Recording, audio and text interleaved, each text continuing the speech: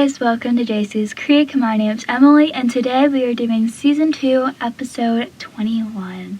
So, if you haven't already, make sure to follow my Instagram, that's Witter and Potter, Pacey and Witter episodes, and my TikTok, Pacey and Joey, and lastly, make sure you put on your post notifications on whatever platform you listen to, so that way you won't miss any episodes. So without further ado, let's get into it.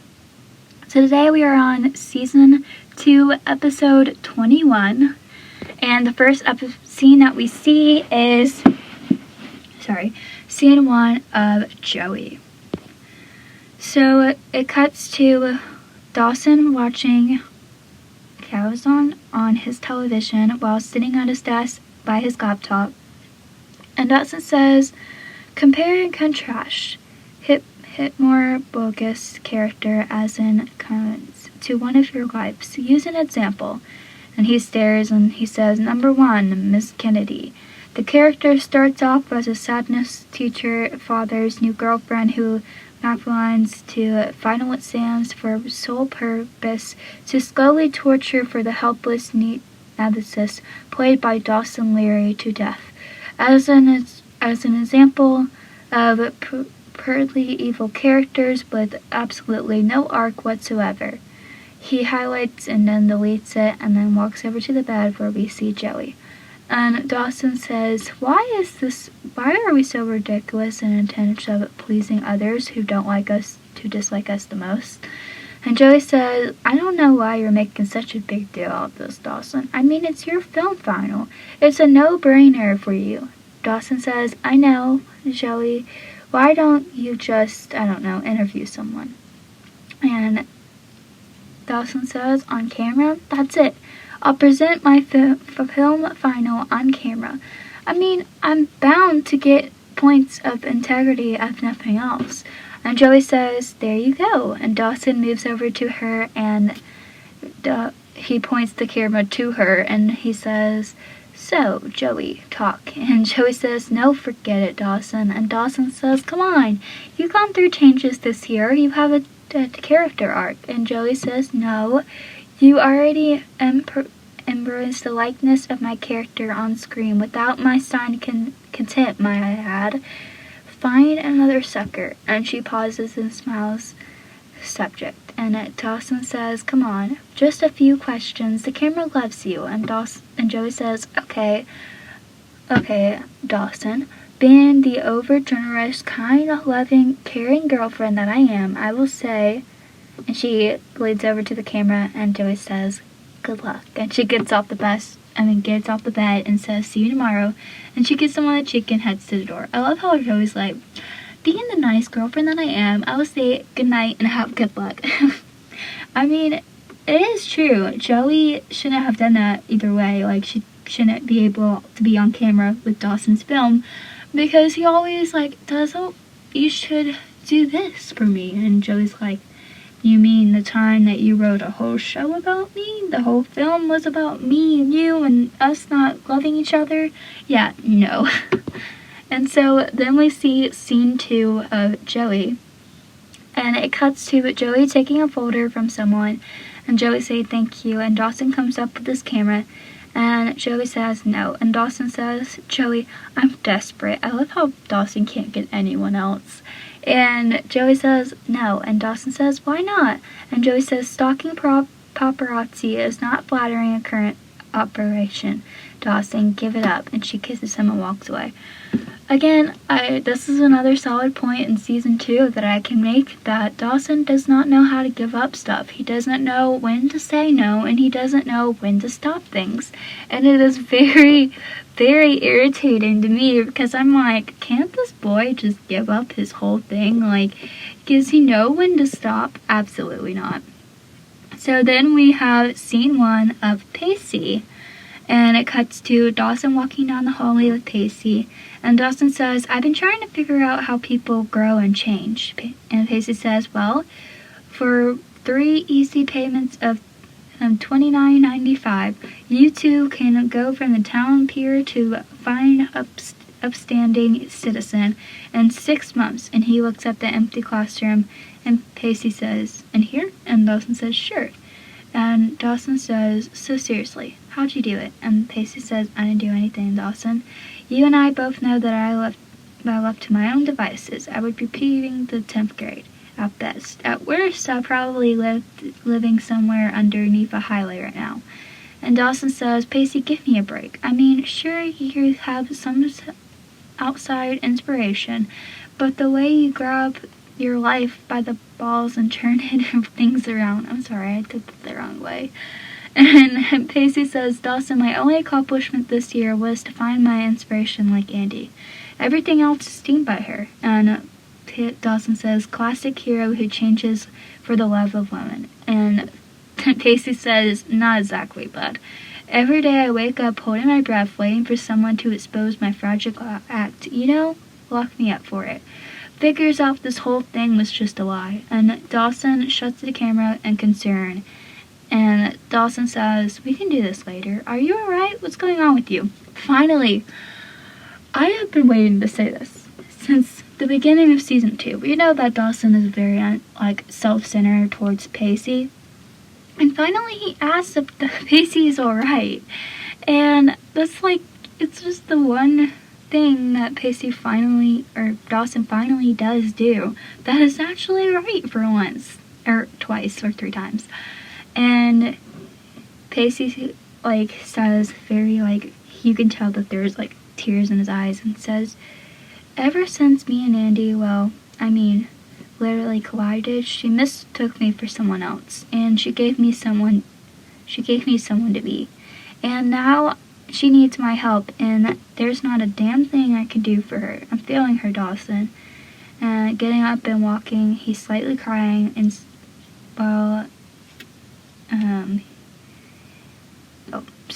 and he gets up and walks out and says, so you're gonna have to find your another hero. And he walks out and sees Andy, and Pacey says, Andy? And Andy is slightly crying, and she says, oh, Pacey. And Pacey says, what happened? And he says, you were out in class this morning. And Andy says, yeah, my dad came back to town, and he's going to make us come home. He's going back to Proverbs. And Pacey says, what? And Andy just nods, and he puts his arm around her and says, okay, come on. And they walk down the hallway. So I love this scene with them too, because it shows how Pacey knows that he's not a hero towards Andy and that he can't do anything to help her, and obviously that makes him upset. But Andy is still struggling very much, and Dawson finally realized that something was up, and he was like, okay, what's going on with you? While Andy was outside crying because her dad was wanting her to go to a mental institution, which we are going to see in this scene. So it cuts to Andy and Pacey walking into another empty classroom. How many empty classrooms are there? And Andy says, God, he wants me to get help, okay? He wants us to be a family again. But he's been so absent for over a year, Pacey, and now that I'm finally starting to make a life here, he just wants me to wrench me away. God, he makes me so angry. And Pacey, comforting her, says, okay, Andy, listen. Can't he just get you your help here? You already have a therapist in town. And Andy says, no, Pacey, he's the most stubborn man in this world. If he ever thinks I should leave, I might start packing a bag. And Pacey says, Andy, what is that you want to do? And Andy says, what is that I want to do? Pacey, I want to stay here. Get help. I want to be with you. The thought of us being able to be together is just, not being together is just, and Pacey says, so Andy, we fight him on this, okay? This isn't over yet. Which, I like how Pacey kind of changes because he knows what Andy wants instead of what should be needed, but he knew that she should leave either way. And Andy says he wants to leave tomorrow, Pacey, and Pacey's face completely drops, and he looks at the floor, and he says, okay, that's fine. And he paces over to the door, and he says, that's fine. Andy, it's fine. It's fine because when he hears what we have to tell him, he's not going to take you anywhere. And Andy's face is completely doubtful. So I feel like with Pacey, it's a little bit hard because Pacey, from this point of the season, hasn't met Andy's dad, and he doesn't know what kind of personality he has. All he knows is what Andy has said. Andy has mentioned that her dad doesn't listen, that he left his family when Tim died, when her mother went crazy, and Pacey at first, like from the last episode, was like, do you really think it's a good idea to get your father involved when your mom got sick, your dad just left, so what makes you think it's going to be any different? But it was different for Mr. McPhee because he finally saw what needed to be done, which was to get help because Jack told him it. And I feel like as the show continues, we finally kind of get why they did this and why they made them break up. And it was mostly so Andy could get help, which I feel like she does get the help that she needs, but it doesn't mean that her life got any easier. And so because Pacey hasn't met Mr. McPhee, it was easy for him to say, we'll fight him on this. And really, last episode, Jack says that she need to go away, and it might be taken away from a different town, but Annie needed this, and Pacey agreed. But when Andy figured out that's not what she wanted, Pacey supported her 100%. So the next scene that we have is scene 3 of Joey, and it cuts to Joey walking and handing a man a plate, and Joey says, here you go, and Dawson walks in and grabs her, and Dawson says, hey, and Joey says, hey, and they kiss, and Joey says, come here, and he pulls him into a adjoining room, into the ice house, and Dawson says, look at this place, and Joey says, it's the lounge. Music nightly featuring the coast's finest entertainers, and Dawson says, am I going to need a tide to get in here now? And Mr. Potter says, you might have some pull-off with the owner. And he walks over and Joey smiles. And Joey says, that's not my father. I mean, he turns on to this Mr. Saturday Night sitcom, Father of the Year, the man I was grumbling and checked massive nativity. And Dawson says, you mean you're related was grumpy and negative? Nah, not possible. And Joey says, I am so happy, so sue me. And Dawson says, trust me. I love this new happy go lucky Joey Potter. And they kiss again. And Joey says, I'll be right back. I have work to do. And Dawson says, okay. And then he approached Mr. Potter, and Mr. Potter says, hey, Dawson. And Dawson says, hey, Mr. Potter.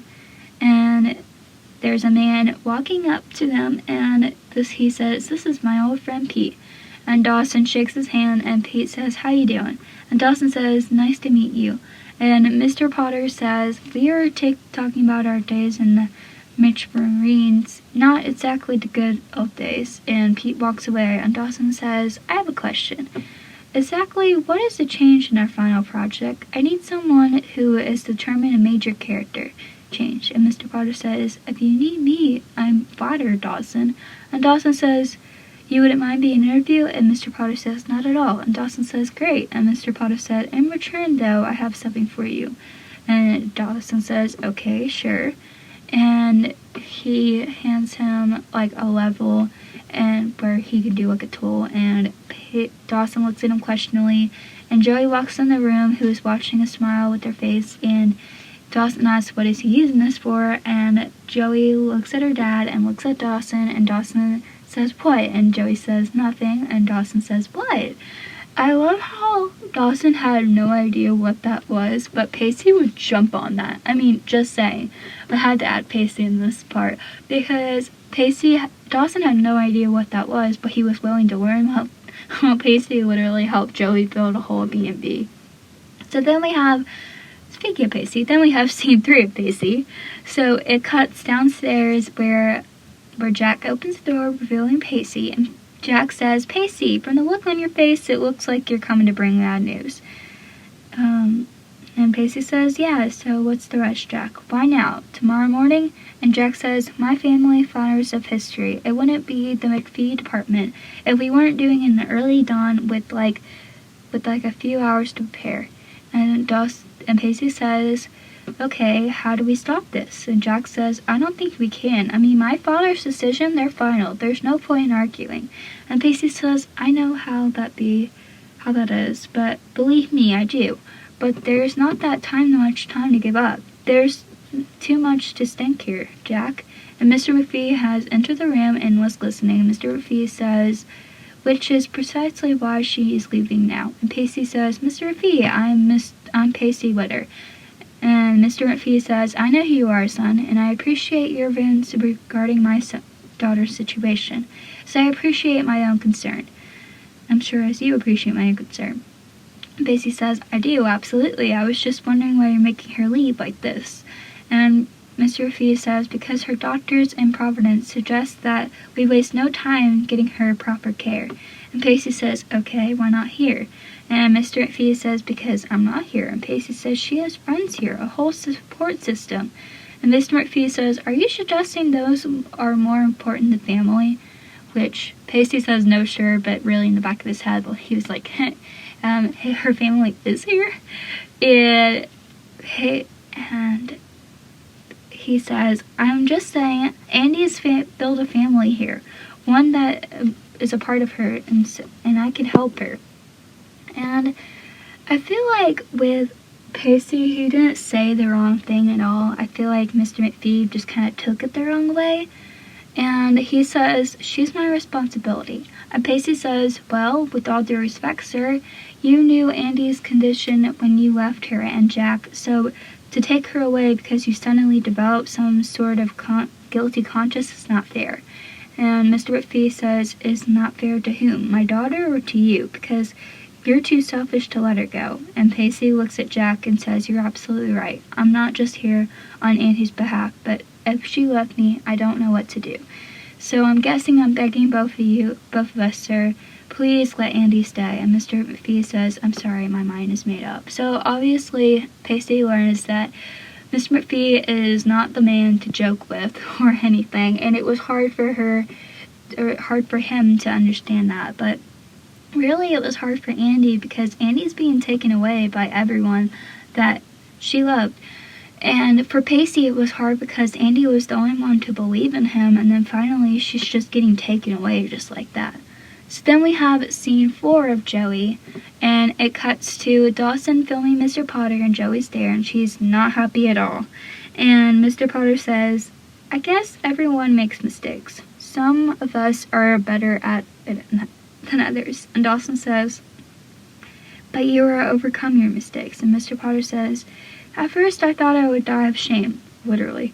I thought everything that I loved and everything that I didn't want to think, Dawson, deep down I was a weak man. And even if I turned things around, would my daughters ever forgive me? Could they forget that what I did to her mother? How could? And Joey gets up and walks out, and Dawson stares after her as Mr. Potter does. So I feel like with this scene, Dawson was very, what's the right word? Very thoughtless towards Joey, because he was just interviewing Joey's dad like it was no big problem in front of Joey, like this is who you become. And he didn't even ask for her permission. He just did it because he didn't know who else to interview. Like, you couldn't think of anyone else. And obviously he tried Pacey, but that didn't really work because Pacey's dealing with his own thing with Andy.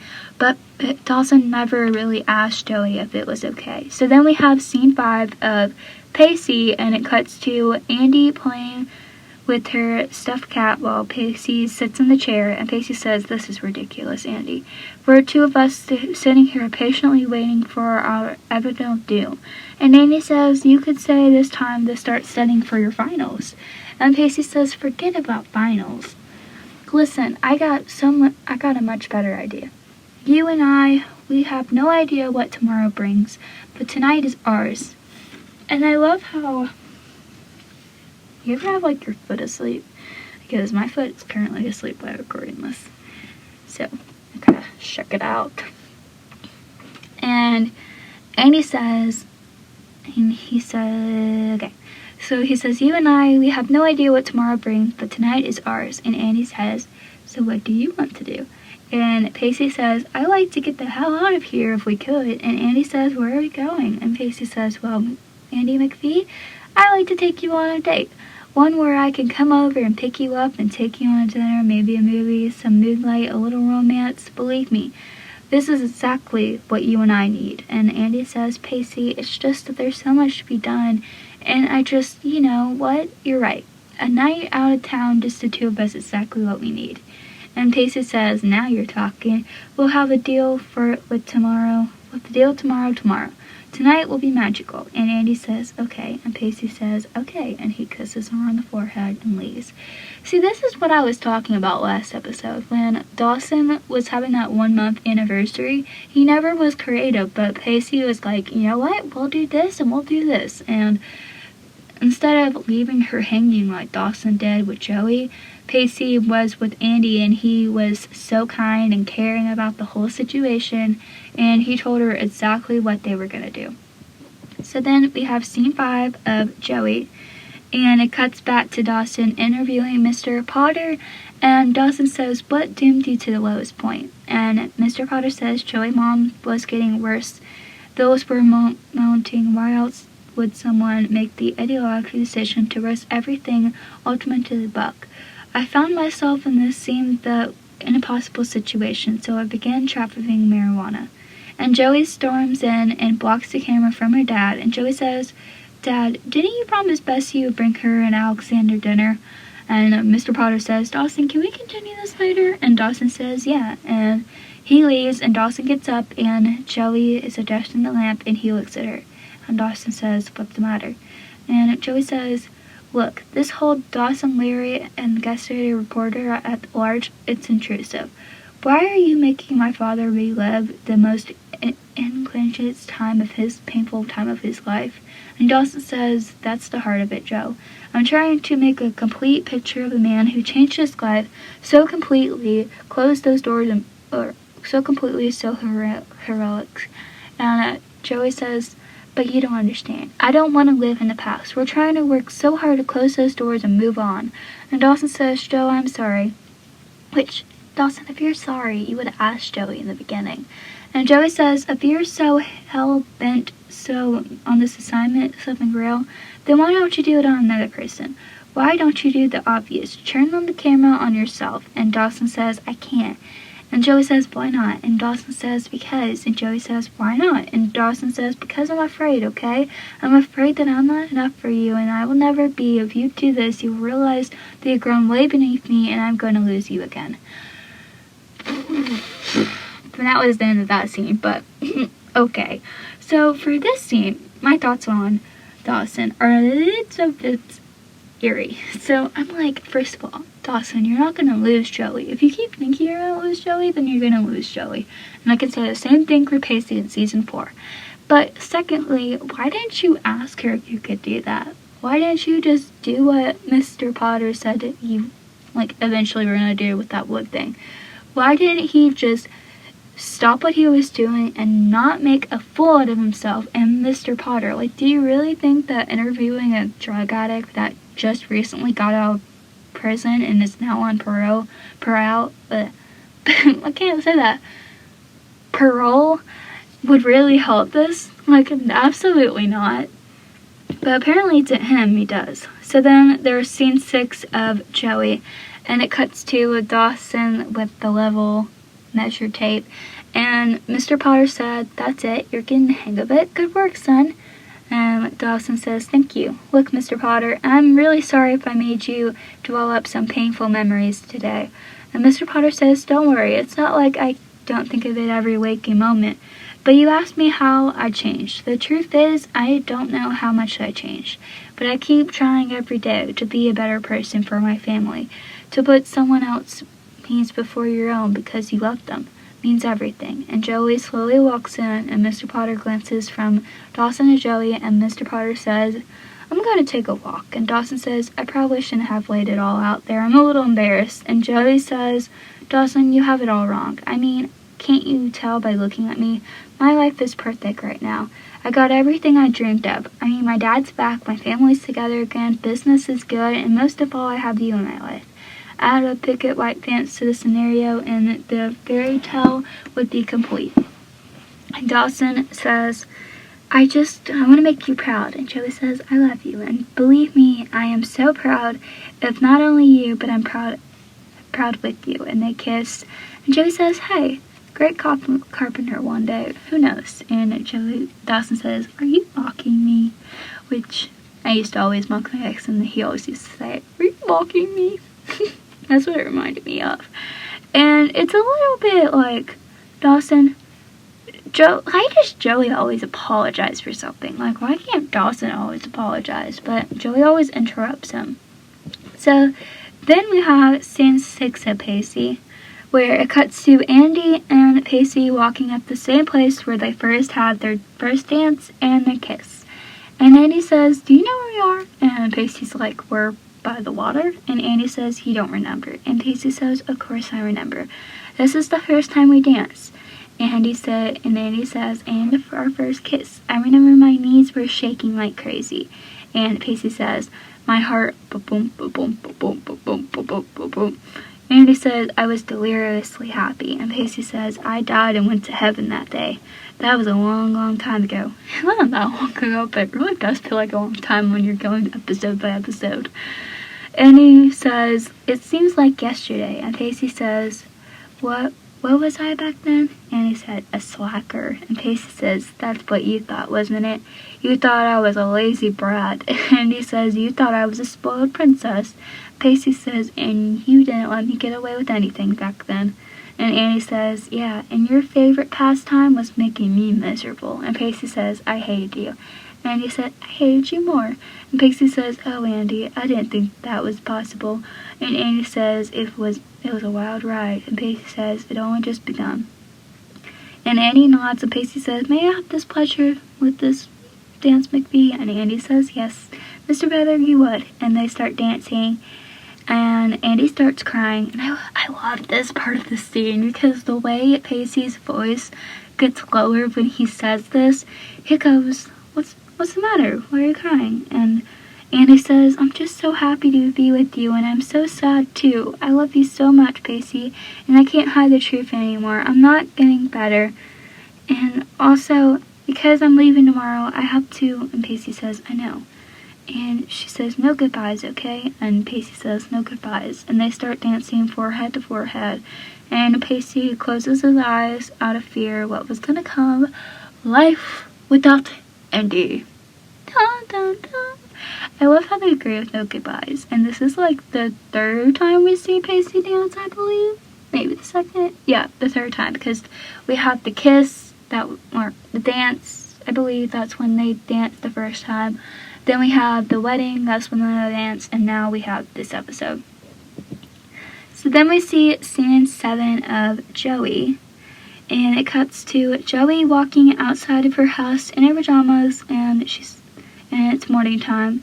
And Dawson says, "Hello, good morning." And Joey says, "Dawson, what are you doing here?" And Dawson says, "I've been here all night. Shut your eyes." And Joey says, "It's 7 in the morning."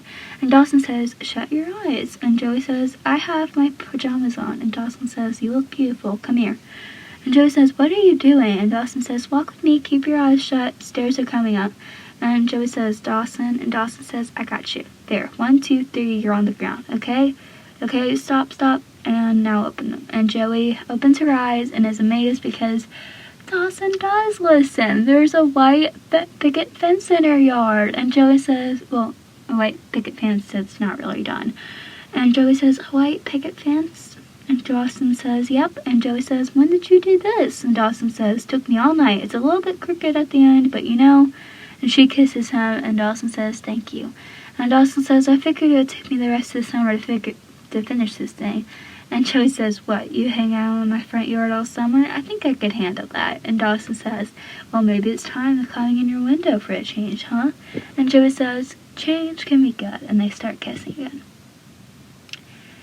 Which I think that change is not good for them because, okay. So then the next scene we have of Joey is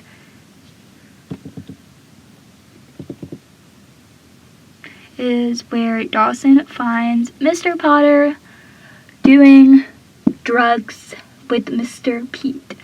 And Pete is holding a vase, and he pulls out a flower decoration, and beneath that is a bag of cocaine. And Dawson shuts the door behind him and walks outside, and he runs into Joey, and she sets her tray down, and Joey says, "Hey," and they kiss, and Joey asks what's wrong, And Dawson starts to say something, but he realized how happy she was and how everything is going good, so he didn't want to ruin it, but I think he kind of should have said something. And he says nothing's wrong, and Joey says okay, and then they hug and his face completely drops. So then we have the last scene of Pacey, where Mr. McPhee is saying, I'm not the best father, I know that, but I do know I want you to be happy. And Jack says thank you, because he's staying in Cape Side. And on the other side of the house, Pacey is calling Andy's name, and he runs into Andy's arm, and Andy says, we said no goodbyes. And Pacey says, I didn't say no goodbyes, I just said I wish you some parting of Chloe's ways. All I can think was, thank you. Thank you for everything you've given me. Thank you for forcing me to be the man you made me. Thank you, I'm so grateful for you, Andy. And Andy says, oh, I don't want to let you go, Pacey. And Pacey says, just remember what you promised. You and me together, happy, healthy, and more in love. And Andy says, I'll remember. And Pacey says, you'll get better, McPhee. Then hurry back to me. And she says, Pacey, kiss me. And they kiss. And she whispers, my legs are shaking. And he goes, my heart, ba-boom, ba-boom, ba-boom. And they hug, and Andy slowly breaks free and walks to the car, and the back of the window, they have Jack and Pacey there. So this is the last scene, and then we're going to go over what just happened with Pacey and everything. So Dawson is watching a movie, and he looks over at Joey, who's asleep. Whew. Guys, that whole episode was a lot. So Andy leaves. That's what we know. Mr. Potter's doing drugs, which we'll definitely know in episode 22. And then Dawson built her a fence, which seems kind of random if you ask me. And throughout this whole episode, my thought in this was, wow, Dawson can do something for his life. Good job, Dawson. Good job making that girl happy. And I mean, there's not really much to cover because the next episode's a lot. And it's basically to cover everything, but I am surprised that Dawson did make her a picket white fence. And that is everything with this episode. Besides the fact that Andy left, and the next time we're going to see her, she cheats on Pacey. So, spoiler, but that will happen in season 3. Yeah. So, if you like this episode, please make sure to give it a big thumbs up. Make sure to subscribe to the YouTube channel, where I will be posting every Friday, Saturday, and Sunday. And I hope that you enjoyed this episode. Make sure to follow my Instagram, Witter and Potter, and my TikTok, Pacey and Joey. And I'll catch you next time. Bye, guys!